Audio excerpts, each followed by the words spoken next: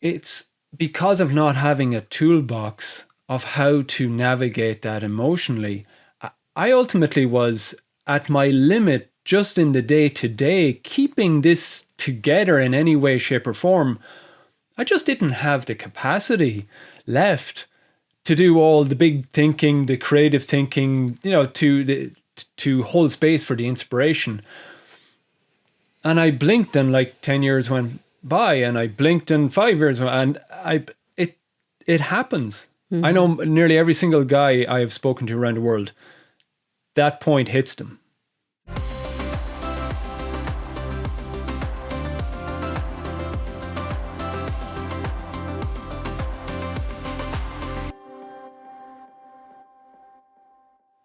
So welcome into the He Wants, She Wants Marriage podcast.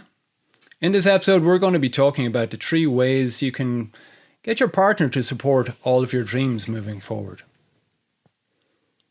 When was the last time you and your partner lost track of time talking about dreams and adventures that you both have lined up individually or together?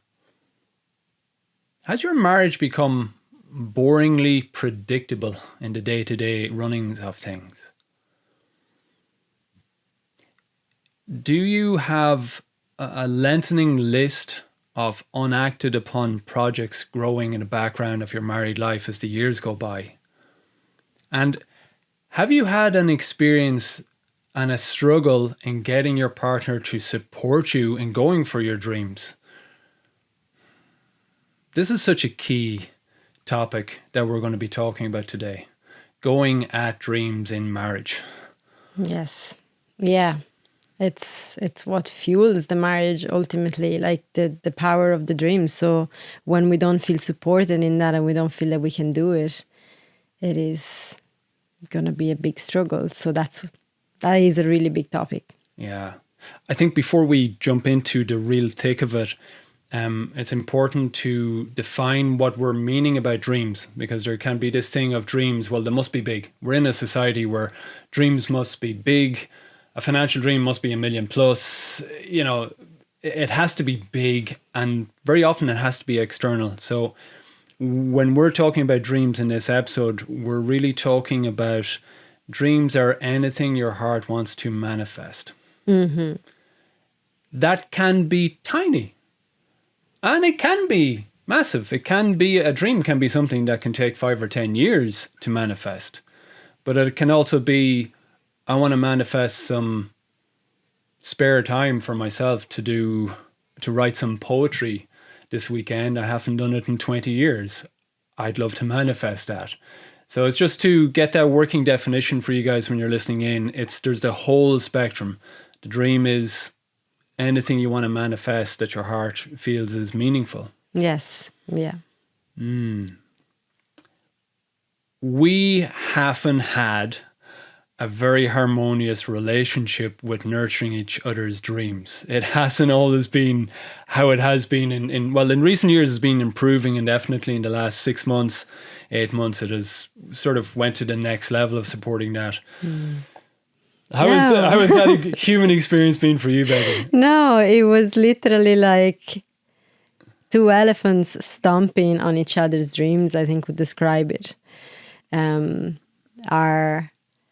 Our patterns and woundings and lack of awareness and all of that made it so that we actually, unintentionally most of the times, and sometimes maybe a little bit intentionally too, but we ended up really putting a big stop on any dream that we had, to the point that there was no dreaming at all. I have memories of the feeling of a same shit, different day. Like we're just going through the motions, and it's a good life. Like it's not terrible, but there's no inspiration. There's no excitement ever, and there's no safety. There was, obviously, those were my thoughts back then, but there was no safety in ever expressing, because an expressed desire would trigger too much. and then also it had gotten into a cycle that even if it was a desire that probably maybe would not even have triggered the other person, but we had just gotten so used to it that we weren't even connecting with our own desires. Because that's the thing, like, I don't know for those of you listening in, but I had stopped dreaming altogether. It wasn't even that I was conscious of that I had stopped. I was just going through the motions, and I knew I had dreams when I was younger, and also I wasn't even looking anymore for, yes, I dreamt for deeper connection. I wanted to have dates. I wanted it, but like, you don't even go there anymore. So that's how it had gotten. A few years ago, we have progressively actually been building it back in, step by step, and we're gonna give you the steps. But yeah, that was my experience for sure. Yeah. One thing that's coming up for me is when I rewind the tape in my mind to pre-marriage. I'm coming out from university, and I believe, like, that most people I've spoken with on this precise thing, a lot of them, they'll light up or they'll switch off. There's almost like, yeah, I get that, and there's an energized relating with the universal nature of it, but there's also a grief that comes with it, which is the younger days adult. You're just coming out. I was coming out of childhood, full of dreams and aspirations, full of opinions about what my mom did, my dad did. I was going to do it differently. I was going to take on the world, and I had this mind full of the wonder of life, what I was going to go at, big projects. I was going to travel. I was going to do the Appalachian Trail. I was going to do, and had all of this wonder and joy. And then meeting yourself and getting into family life. We had our firstborn quite early on. We moved. It's because of not having a toolbox of how to navigate that emotionally. I ultimately was at my limit just in the day-to-day, keeping this together in any way, shape, or form. I just didn't have the capacity left to do all the big thinking, the creative thinking, to hold space for the inspiration. And I blinked, and like 10 years went by, and I blinked, and 5 years went, and it happens. Mm-hmm. I know nearly every single guy I have spoken to around the world, that point hits them. Mm-hmm. Hits them really, really hard. What was your experience, when you look back and coming to now? Well, my dreams had been already pretty much shattered by my beautiful family. So I came out of college with a lot of dreams and, God, a lot of opinions on how I was going to do things. But like if you have followed in any way my previous podcast, Daughters of Narcissistic Mothers, you'll know that I've had quite the experiences with my mother stopping my dreams at that stage. So at that point, I think what I was left with was like I dreamed of a relationship that was safe and fulfilling, and a family and children. But already in that, anything that was for me had been left behind. And I remember at the beginning with you saying it to you, I have like this tiny little, I feel like I have this tiny little spark left in me of dream force, of life force, I don't know. And I'm trying to protect it, but it's like tiny, and I don't have the energy to even fuel it. And then from there you go into family and different things. And of course, energy gets focused. But like, there's been an evolution, of course, in the dreams. As like when I was younger, I wanted to go and become a marine biologist in Alaska, studying whales.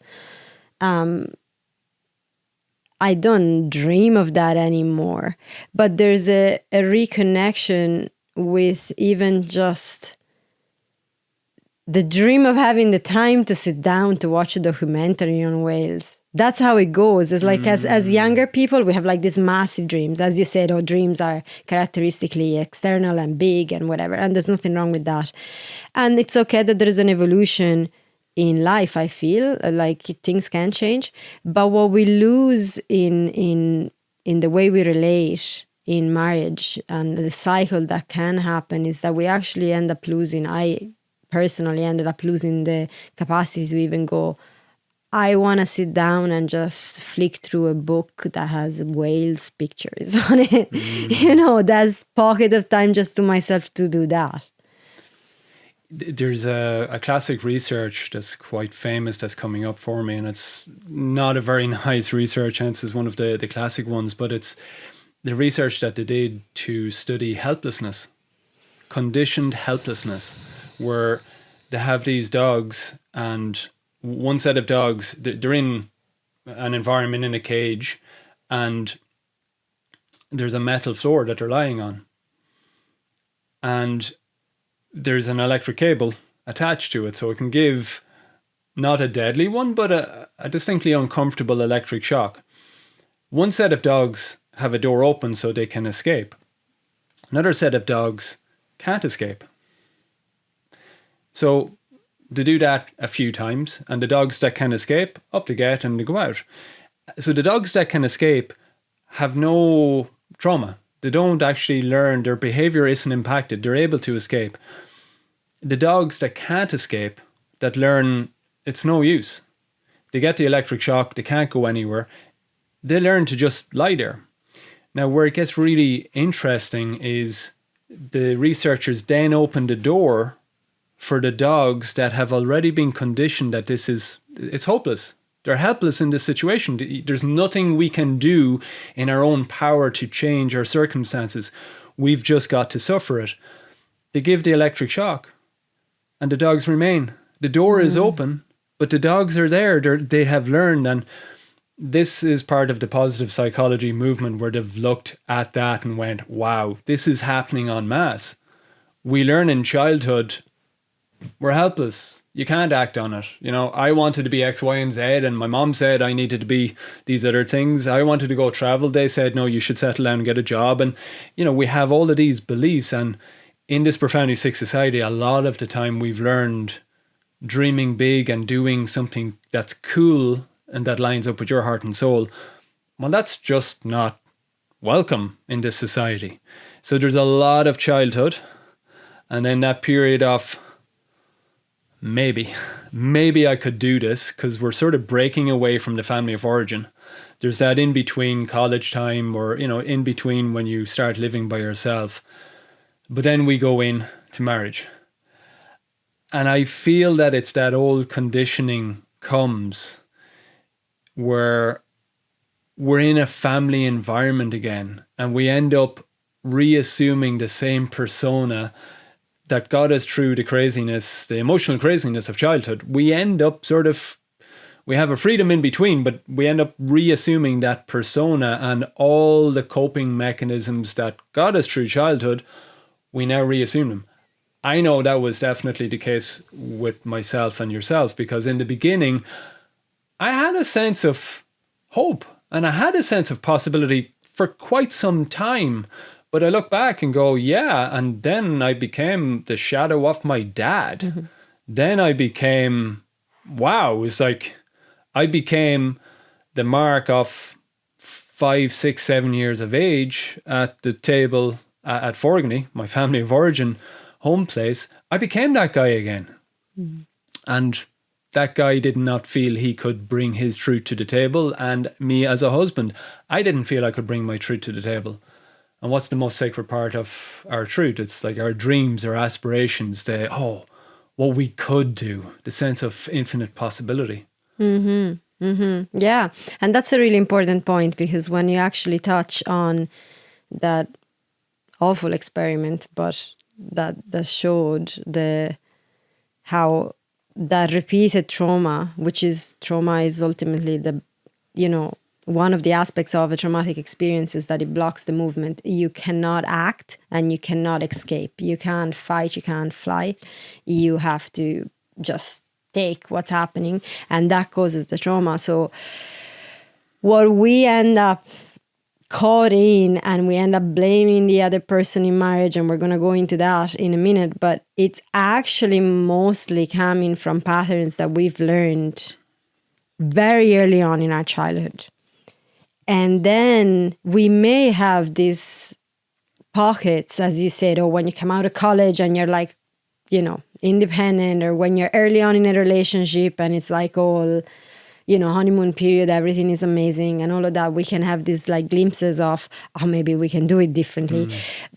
But once we get in the long term, once we get into what is the family setting again, like a home setting again, we, as you said, we end up going back into those roles. And the parts that have want us to protect us from that pain we felt in childhood, they just end up acting and creating these dynamics that ultimately drive a wedge. That's what happens. They drive a wedge in marriage. So what we have observed is that your dreams, your desires, your dreams, the things that you want to achieve, you want to manifest from your heart, drive a wedge in your relationship instead of bringing connection.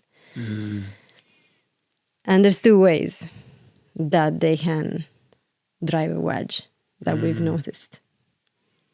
I'll go with the first. You go with the with the first. second. We'll keep in flow like that. The first, and definitely I resonate with the first one. For so long, I had that Mr. Nice Guy, my inner world reality, my wishes, my wants, my desires, they're not so important. It's the nice guy. It's in this profoundly sick society, not having my dad around enough. He was at work, my mom was at home, and my first, 4, 5, 6 years in school is predominantly relating with female teachers. I learned to please the feminine. And nothing could be more untrustworthy to a wife. I think you were saying there this morning, this person talking about you're marrying sons. You're not marrying an initiated man. You don't have a husband, you have a son. And it's an accurate depiction of what has happened in this society to men. So I definitely came into marriage with that. And dream sedation, that's the first pattern. There's two ways. And the first way is dream sedation, where you repress or suppress your inner world desires.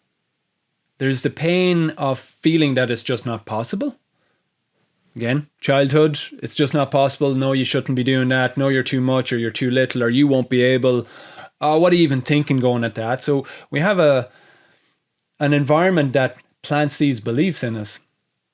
And dream sedation, it ends up just, I was making excuses. Making excuses, putting it off. The dream sedation was, someday. The infamous, someday, I will, I want, I would love. And looking at my environment and just seeing, well, I can't do it now. There was always a reason. There was one guy in men's work, my first mentor in men's work. It will always stick with me. I believe it was the very first meeting that I joined. And he brought to my awareness the idea of minimizing and normalizing. It's like you'll never run out of the surprise element of when you're talking with guys, how far they can minimize and normalize some part of the reality that they don't like, but they can minimize and normalize it. And that was me. The dream sedation for me was minimizing and normalizing not getting what I wanted, not even speaking. The nasty part of that dream sedation, I'd have all of these ways of trying to sort of spiritually bypass the confrontation internally, going, you're not getting what you want. What are you going to do about it?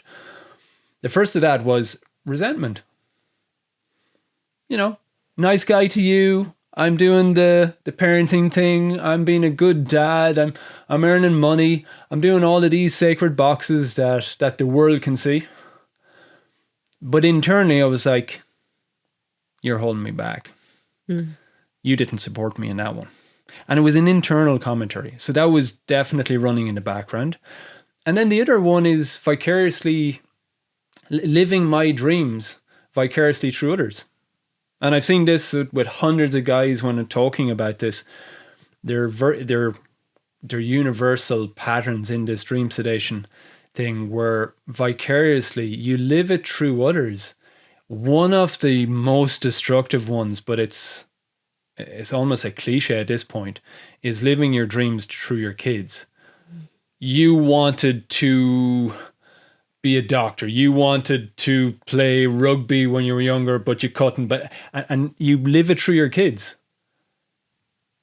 You didn't feel you got the support and the encouragement. So you're going to support, you're going to encourage, you're going to make sure that they get to do everything that you didn't do. And hey, you'll find that you can have, I've been observing, and I know we've spoken about this, some kids don't get to breathe. They go from school to 2 and 3 different extracurricular activities, and they're doing that 3 and 4 and 5 evenings a week, and then at the weekends they're doing high level sports and multiple sports, and they're just being bombarded. And it's not that extracurricular is wrong per se, but it's where it's coming from as a parent. And the other one vicariously is, hey, I'd be looking at other guys and inspired by them, but deep down it was hard for me. But if I could look at a sports team that was succeeding or somebody that was doing something I wanted to do, I was following these guys and obsessing about them. But it was that living out. I'm having a shared experience with you, but I'm not doing it. And I camped out there for many years in marriage, and it just wasn't safe. So that was dream sedation. Dream sedation. And just before I go into the next one, very briefly, what that does, and I had my version of it, like the sedating and repressing, and then, of course, resentment that comes up in different ways. Like mine was a little explosive at times, but that fuels that pattern, because if one has a lot of resentment, then the other one can't actually say, but I would like to do this thing. Because there's this, in that moment, the resentment comes out, and it can come out really subtly. There can be like little jabs, like, what would you waste your time doing that for? Or, I don't know, don't you have anything better to do? Or that's a ridiculous thing to do. Or they can be like a little joke that could be innocuous if there wasn't that load of resentment and kind of pattern. But it can, I've had experiences of wanting to do, maybe like I like DIY, I like doing artistic things, but I've had the pattern of course, that was already blocked in my own family. So I came with that pattern already. But in that, there was this feeling of one comment from you would put it down, but then you weren't allowed to do things. So then there was like just to say that creates this cycle. So from one little thing that can be very innocuous, it can actually do this dance that keeps doing what I said at the beginning, 2 elephants stomping on each other's dreams effectively. Yeah. That's what happens. But so the second wedge is the dare and destroy. I love your term. You came up with that, Terry, as dare and destroy. I came up with it because I'm a champion at it. Oh, yeah. That's what I've done. So like if the sedation is more like, and we haven't been bored, but that's like the predominant pattern you've recognized in yourself. Dare and destroy is like, yeah, I do that. I just go, here, I want to do this thing. I buy 8 horses, and then I sabotage internally everything that I could have done with those 8 horses, because I don't think I deserve to actually have the thing, because then otherwise you'll resent me, and here the cycle continues. But ultimately what we do with this dare and destroy thing, it's like we end up caught in what you call the BS black hole, the blame and shame. And so you may have a dream or a project or an idea, and ultimately you don't believe you're gonna make it, or there's some parts of you doesn't believe you deserve it, and all of that. And so what happens is like you start with the project in a way that's destined for failure already, because you haven't prepared, you haven't done any of that. You just go with that impulse, and it has to be you have to be super opinionated to defend it, so no one can attack it. You have to be super fast and do it like that's why there. You just go and jump. But there's no preparation. There's no openness to any teamwork. There's none of that, because all of that is not safe. And so it becomes a mishmash of he should get me, he should support me, she should stop criticizing, the world should get me, or like the whole blaming of others, of the world is not ready for me, and my idea was so great, but there's all these external factors that are just not in my control that, I can't do anything about it, or you name it, whatever is your excuse in that. I should have known better. And then we start shaming ourselves. So this microphone, I keep hitting it. I'm like an Italian moving with a microphone in front of me. It's just, this is restrictive. So that's dare and destroy whatever version you have. And I've done it with the horses. I've done it with some business ideas that I've had. There was like this moment of being energized. I'm gonna do it. You don't count. Like at this point, it's not teamwork. It's not anything. It's like you should support me no matter what, and I'm just gonna go at it no matter what. And then some pattern of self-sabotage come in and destroy the whole thing, and the cycle continues. What's coming to me is there are those two patterns of wounding, these messages that we take on, and we all have different forms of both, but it's this feeling of I'm too much as a human being and I'm not enough. And I'm just spontaneously making the link. The dream sedation is I'm not enough. I'm not enough. I'm not good enough. I don't deserve to bring forward my dream into the world. So I'm not enough, and I'm too much. There's more energy in that. It's an outlandish. There's an anger. I'm too much. And we go to prove the dominant pattern. So it's like I'm too much. It will be in your face. Mm-hmm. There'll be an in your face sort of I'm out to prove, but like really what we're trying to prove is I'm too much, and here's the world telling me, reaffirming one more time that what I've done, and it's too much. It's too much for my partner. They can't support me. But it's done in a way that subconsciously that's what you're trying to evoke. Hence the self-sabotage. We end up setting up the perfect system to get the results that we're getting. Yeah. And that is one of the most uncomfortable. It's when it was a coach that I was following, Rich Litvin, when he had that in an email, that was like a punch in my gut. It's like you're setting up the perfect system to get the results that you're getting.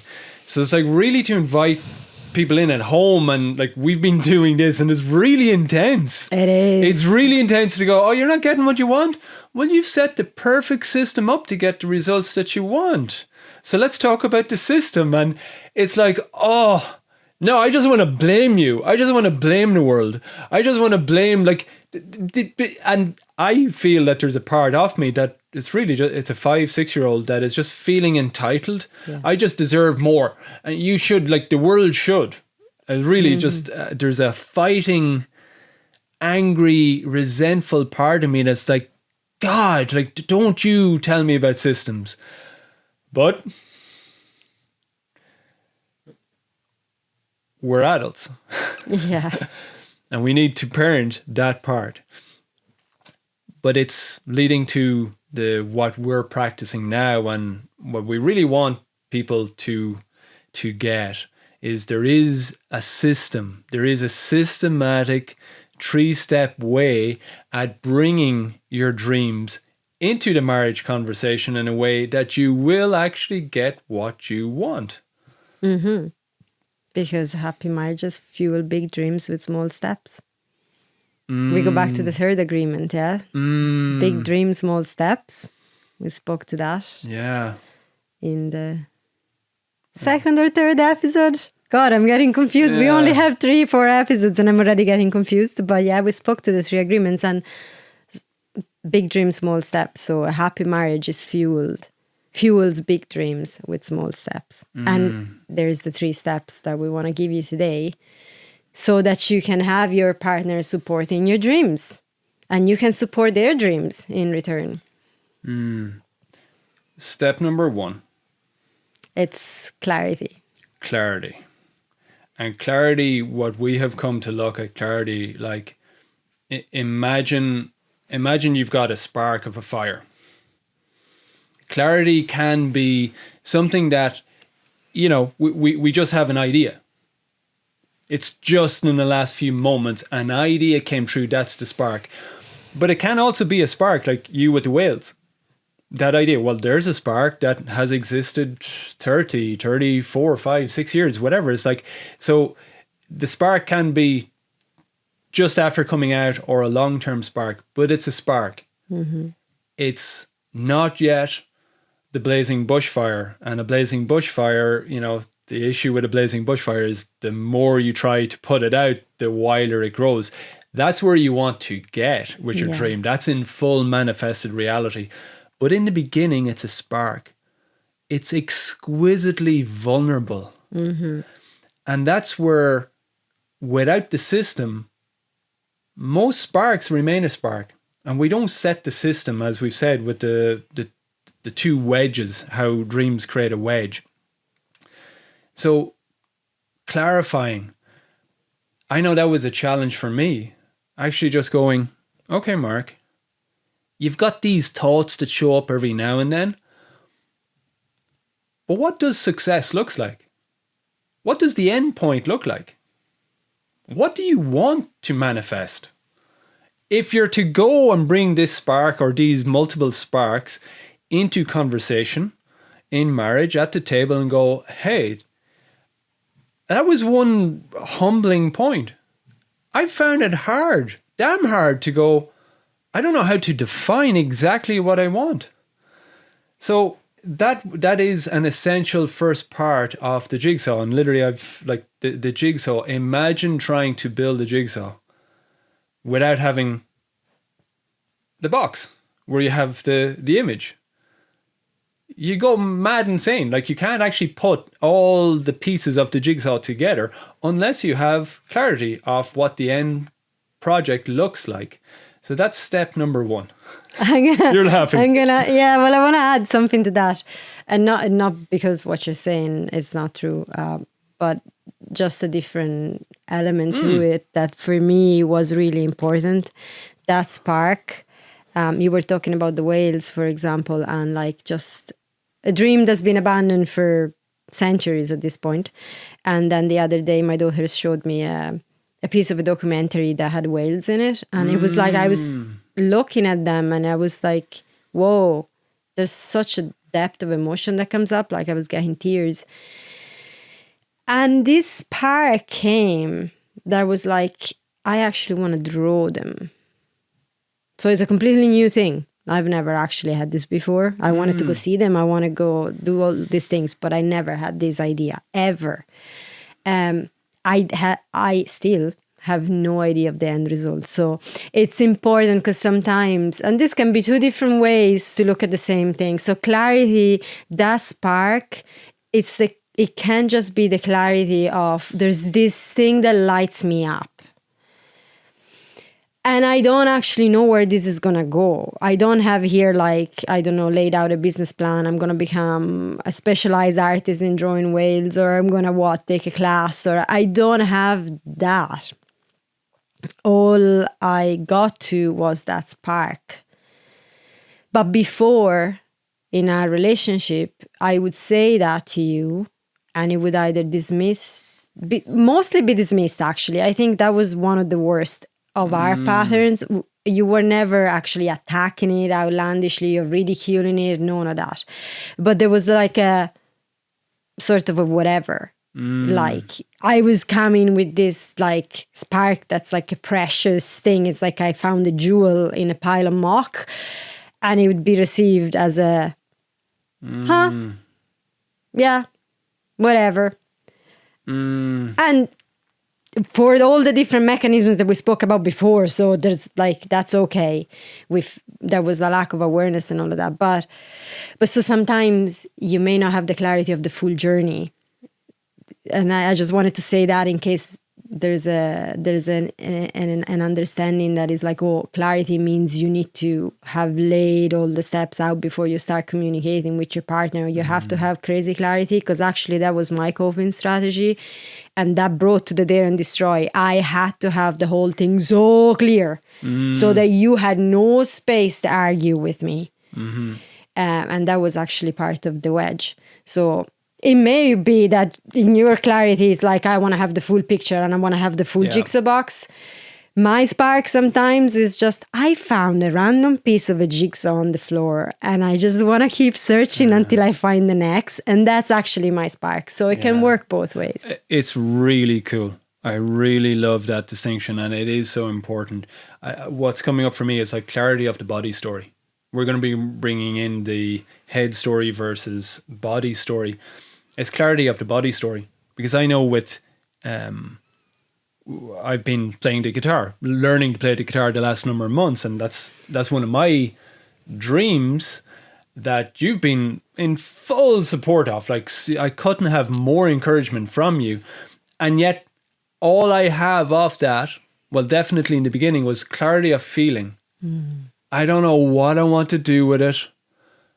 I just, anytime, that was the conversation with you, every single time, from not well-tuned busker on the street to to top-end guitarist online live, I get mesmerized. I feel good. I get sucked into that moment. So I don't know where I want to bring it. So head story, I don't have clarity. Definitely in the beginning. I just knew I had clarity on the feeling. And that's, I believe, the distinction you're bringing in, and it's so key for people is, again, the Profoundly Sick Society goes, you have to have clarity. Sort of the version I brought, and that can be cool. And maybe that can come. But the clarity, the head story clarity, I believe it will come with stages 2 and 3. Yeah. Your point is really at the money of it, because early in the beginning of most dreams, all we have to rely upon is the body story, is the clarity of, I don't know where this is going, but I know it's important to me. So we go to step number 2, which is courage. Yeah. What are we saying on courage? Well, that's because the spark is such a vulnerable place to be. And so when you go, that's an internal moment. You can have your spark all by yourself in a room or on a walk, or, that's you with your own internal moment. And there's plenty of vulnerability in that, because there's a whole internal family in there. But when we're talking to marriage, then you're needing courage to bring that to your partner. I had to come out to you with, like, I actually did my first 3 drawings by myself in the sitting room. I hadn't even said that to anyone. And then I came out to you. That's the courage. It's like, look what I've done. And it's like, please don't kill this for me. This is really vulnerable. And then there's the courage of the person that receives your dream, because it may trigger stuff in the other person. So it's like the 2 people bring in courage, and we go to the 2 agreements, the other 2 agreements that we brought. Yeah, it's playing poorly well and port in the storm. Let's rinse it through that example, actually, of coming in, because it was in this room that you showed me those drawings. And I know I have had that classic thing of just dismissing, indifference, or a sort of fake interest. Oh, it's not nice, but no, my smile would not reach my eyes. There wasn't a sincerity with it. So it's mixing those 2 agreements has made such a difference for myself. And boy, oh boy, like what I'm experiencing with you, embodying those principles, those agreements, I just have more and more dreams coming true. There's more and more that I want to do. Like, it's just this natural heart and soul expansiveness is coming through me. Like the last 6 months with you, it's funny. And I think a lot of people want to get to this point, but we think of it retrospectively with sentimentality. Oh, the good old days. And we define it as like when we didn't have kids, when we didn't have full-time jobs, when we had a little small home that didn't have big repayments. You know, we look back.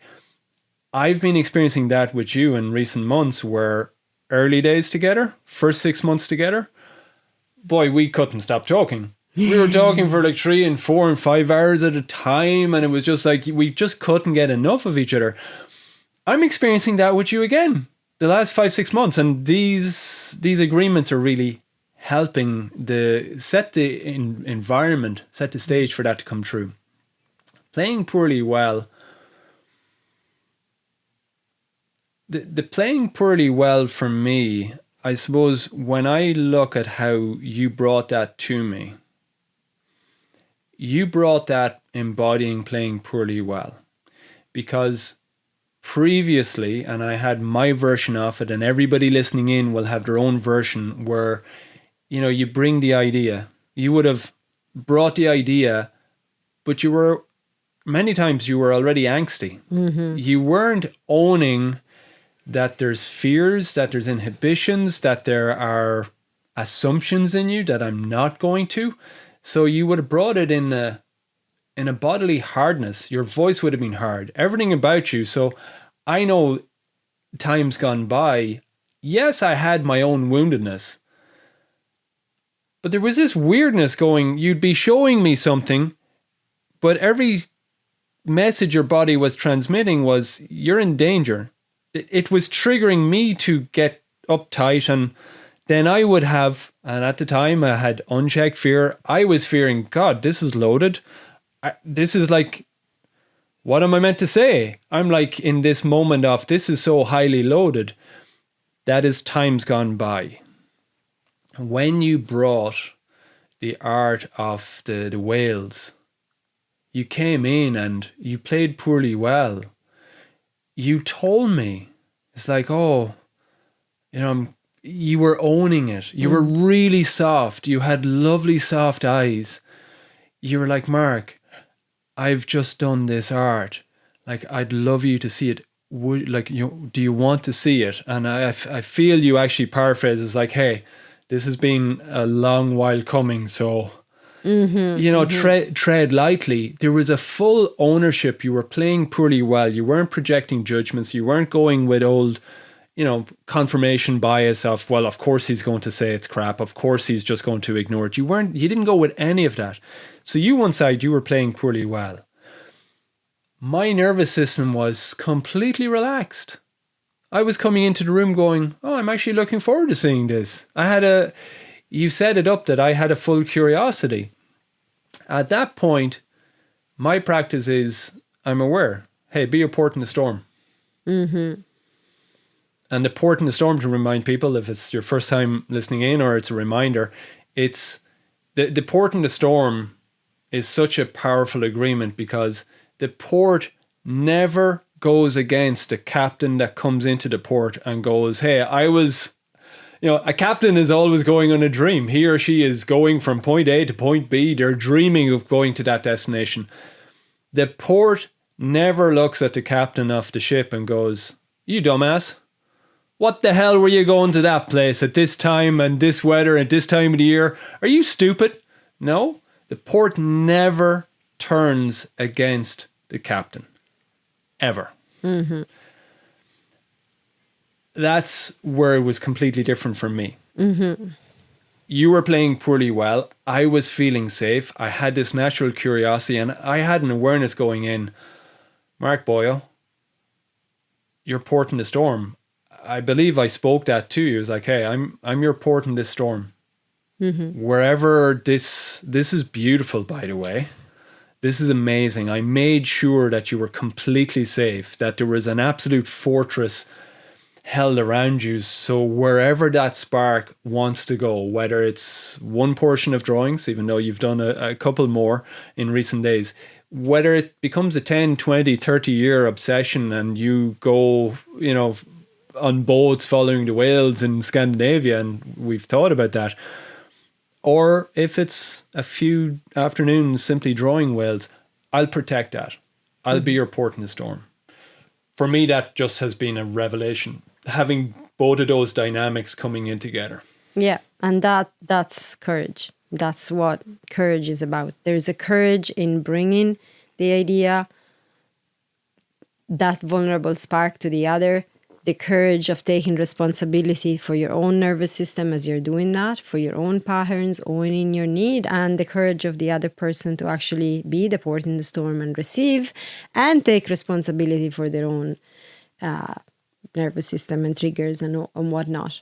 So that's the courage. It's like you're going from the internal spark to actually here you're bringing it into the relationship, you're bringing it to the other person. And from there, we're going to step 3. Want to crack on with step 3? Cooperation. Yes, it's wonderful. It's like we spoke about recognition and feedback, and that's really important part of cooperation. So there is a recognition of, those drawings are beautiful, and there's the vulnerability that it took you of bringing those drawings, and there was recognition comes both ways, because again, it's like, thank you for receiving it. I actually recognize that you were super safe in the process for me, and all of that. Now, if I had to go with the dare and destroy wedge at this point, I'd go, that's it. Tomorrow I'm leaving for Norway. I'm going on this trip. I've booked it. Actually, I've booked it online and whatever. It's like, or I could have that idea, but I could sedate and keep it hidden. Because that's too much. I've done the little drawing, but now the next step, that's too much. When we're bringing in cooperation, we're bringing in the welcoming of teamwork and with recognition, feedback. And so it's like, again, that would be a really cool thing for me to do, to just go on a trip and actually see them in real life. There's places to do that. But that requires cooperation, requires teamwork. There's, when is that going to be possible? What are the finances? Is that like, are you going to go on your own? Or are we going to go together? What are the girls? There is so much. And here is where there are big dreams and tiny steps. With the cooperation together, you can support each other in taking one step at a time. Yeah. It's really the immature kid inside of ourselves. Because as a kid, I want to go to... Well, all you believe you need to do as a kid, and hey, it's appropriate as a kid. You don't have the whole complexity of there's a full ecosystem around you. In our home, there are 4 individuals, and hey, actually there's more. There's 25 when you think of animals, and all of the needs, the wishes, the wants, the responsibilities, what keeps a whole family going on a day-to-day.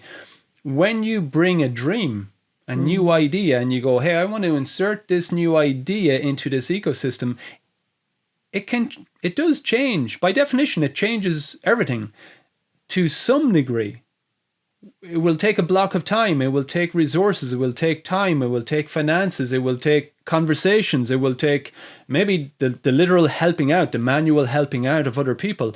It changes everything to a small degree, or, hey, I'm changing my job. I've done that. It's like I'm said to you, hey, I feel I'd be the freest man alive if I stopped physio in the morning.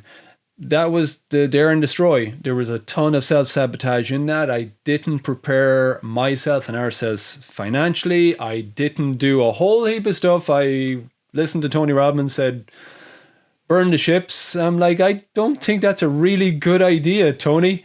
Not as a young family man. So definitely recognizing and having the humility to go, this is sacred. But I'm living in a beautiful family ecosystem. And finding the mature part of you, which can hold space for the maverick part of you. Mature and maverick, like, where you can go wild. And it can seem outlandish, and it can seem crazy. And hey, the wilder, the crazier, the better. Hey, the more it lights you up. Yeah. But to have the grounded maturity to go, there's an ecosystem, and other people are living in that.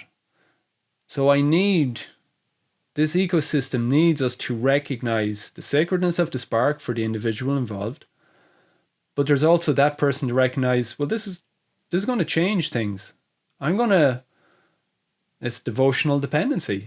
I'm depending on your support. I'm depending on us as a unit, as an ecosystem of people coming together to actually have this come into full fruition, but to be successful, for me to be fulfilled, to have what I want, but everybody to be happy along the way on this journey. And that definitely takes the recognition. The other part is the feedback. And that's the part where the wounded child part of us does not want feedback.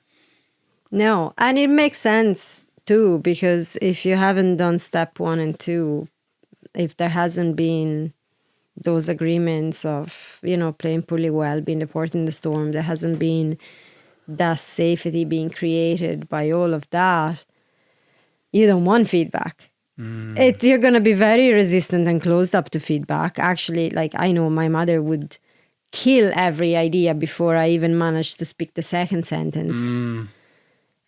And I had to be like, I don't know, a politician. I had to be so convinced, and I had to have done so much research on everything. And still, she would manage to give me a feedback that would kill it no matter what. I have so many things that I wanted to do as a young person that were cut off, like at the root before they could even become anything. So like within that context, and none of that owned, and none of that sacred, and that spark not held as sacred, and all of that, you come to me and give me feedback.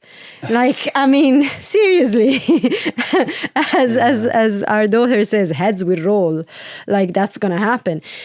It's fair enough. But when those 2 steps are done first, and there are the agreements in place, and there is the balancing of recognition and feedback, and a conscious knowing that the 3rd step is cooperation. And cooperation, part of cooperations are also complex, intense conversations. That's also cooperation. There's going to be like things that we've had examples of things that trigger me or trigger you, and we just have to keep going until we've built enough of that presence and protection so that we can move into the progress. We build enough that safety so that we can move into the phase of actually even going for the dream. And that's really important. The one point for people to take home is happy marriages fuel big dreams with small steps. Yeah. These 3 steps, they're like phases. And it's not that you do one and then you do the next and you do the other. They're actually interchangeable. One conversation, you're gonna swim in and around these. The key thing I know for myself, and it's the maturing part of me, and it's to invite people into that. Hence, that 3rd agreement is big dreams, small steps. You're not trying to get to success in one conversation with your partner. You're not trying to get to full, perfect clarity of where that spark wants to take you in one conversation. It could literally be 1,000 conversations of unfolding. For some dreams, it could be forevermore. In some little or big way, every day, that dream could be spoken to or acted on for some of them. Others could be something that you want to manifest this weekend. But it's to take the wounded child that just has so much angst up, resentment and confirmation biases that this isn't going to work, and thus the fear of rejection and the fear of I won't be enough and the fear if I will be too much, and just go, take a chill pill. I don't have to get the full cooperation in the first conversation. But you have the courage to enter that conversation. That's the step. You have the clarity in your body. Okay, this feels good. I'm going to enter that conversation. I'm going to play poorly well. You hope. It's not absolutely necessary, but you hope that your partner will meet you there, but you'll have the courage to bring it. And it's infinitely more possible when you know, I don't need to succeed in one conversation. I don't need to succeed in one day. The most meaningful dreams will be, hey, if it takes 1,000 days to get there, I'll slow down. I'll do 1,000. I'll do 10,000 conversations. I'll make 10,000 little teeny tiny changes, and I will get there, because that spark is the most important thing. It's the most important thing, and it's a tragedy when we end up believing en masse, I think, that part of the sacrifice being a husband and wife is you have to selflessly sacrifice all your dreams, wishes, and wants, and have the kids succeed. And this type of thing is like, what? You have to wait 20, 25, 30 years to then finally make space for you? That's just not healthy. That's not a good embodiment. That's not good role modeling for your kids. So your kids will learn the same. It's like, oh, I can go for my dreams now. They told me, go for your dreams, go for your dreams. But when you get into marriage, stop going for your dreams. Mm-hmm. I definitely want the girls, number one, selfishly, allowing myself, and I want for me to manifest my dreams and live them out now. And I'm loving having this system that I can do it, and the 3 agreements that you're doing it with me, and we're manifesting that. But as a dad, I just so want my girls not to live through what I've been through and you've been through, where you go for nearly 2 decades in marriage and you finally wake up and go, our dreams are really important. We got to bring these back in line. I want their nervous systems entering marriage, and the people of the world, the people listening in, that our kids can get into their first day in marriage and go, I've got a dream. Mm-hmm. And I'm not going to stop bringing it. I'm going to talk it into being. Whether you're supporting me or not, I'd rather your support, but I'm going to bring that spark to a blazing bushfire. Mm-hmm. What a happy marriage you'd have. Yeah, because happy marriage are fuel big dreams with small steps. Hell yes. Okay, I think that's it. That's it. That's another beautiful episode. Yeah. Thank you everyone for listening in at the He Wants, She Wants Marriage podcast at this new episode. And yeah, go ahead, get what you want. Get your dreams manifested. Hell yeah. Bye. Bye, guys.